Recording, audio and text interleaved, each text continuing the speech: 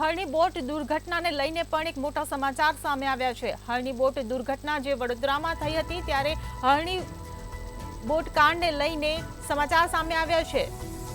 ગુજરાત હાઈકોર્ટે આરોપીઓના જામીન મંજૂર કર્યા છે। 18માંથી 4 આરોપીઓને જામીન મળી ચૂક્યા છે। વડોદરામાં જે સૌથી મોટી ગોઝારી ઘટના બની હતી ત્યારે તેજલ દોશી, નેહા દોશીના જામીન કે જે આ ઘટનામાં આરોપી હતા તેમને જામીન મળી ગયા છે। સાથે નૂતન પરેશ શાહ, વૈશાખી શાહને પણ જામીન આપવામાં આવ્યા છે। તો સૌથી મોટા સમાચાર વડોદરાથી। અગાઉ વડોદરા કોર્ટે આજે તમામ આરોપી છે આરોપીના જામીન નામંજૂર કર્યા હતા, પરંતુ ગુજરાત હાઈકોર્ટે આરોપીઓના જામીન હવે મંજૂર કરી દીધા છે।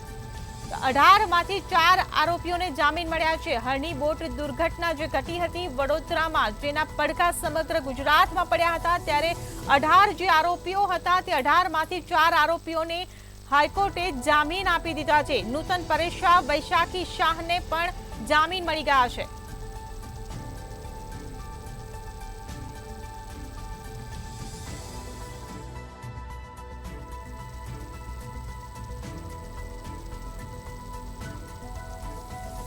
તો સંવાદદાતા શિવાંશુજી આપણી સાથે જોડાઈ ગયા છે। જે શિવાંશુ, જે રીતે ચારે આરોપીઓને આજે હળની બોટ દુર્ઘટના ઘટી હતી તેના 4 આરોપીઓને હાઈકોર્ટે જામીન આપી દીધા છે। શું છે બાકીની વિગતો?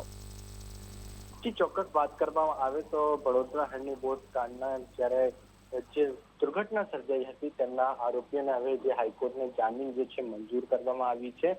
18 આરોપીઓને વિરુદ્ધ જે છે તે ગુનો નોંધવામાં આવ્યો હતો અને ત્યારબાદ જે છે તમામ આરોપીઓને જે છે જામીન માટે વારંવાર વડોદરા કોર્ટમાં જામીન અરજી કરતા રહેતા હતા, પરંતુ જામીન અરજી વડોદરા કોર્ટથી નકારવામાં આવતી હતી અને ત્યારબાદ જે હાઈકોર્ટમાં અરજી કરવામાં આવી હતી ને હાઈકોર્ટને અરજી કર્યા પછી તમામ દલીલો બંને પક્ષમાં ચાલતી હતી। ત્યારબાદ આજે જે છે 4 આરોપીઓને જે છે તે તેમને જામીન મળી છે। જે આરોપીની આપણે વાત કરીએ તેજલ દોશી, નેહા દોશી, નૂતન પરેશ શાહ અને વૈશાલી શાહ, એ 4 લોકોને જે છે હાઈકોર્ટે શરતી જામીન આપ્યા છે।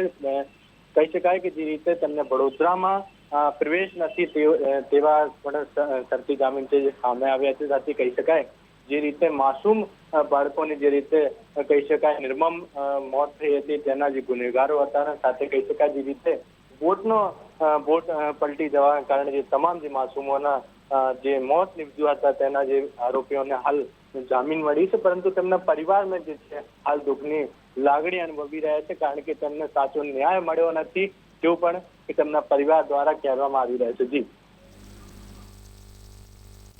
જી શિવાંશુ, માહિતી બદલ આભાર। તો વડોદરામાં હળની બોટ દુર્ઘટના મામલે જે 18 આરોપી હતા તે 18 આરોપીમાંથી 4 આરોપીને જામીન મળી ગયા છે। ગુજરાત હાઈકોર્ટે 4 આરોપીઓના જામીન મંજૂર કર્યા છે।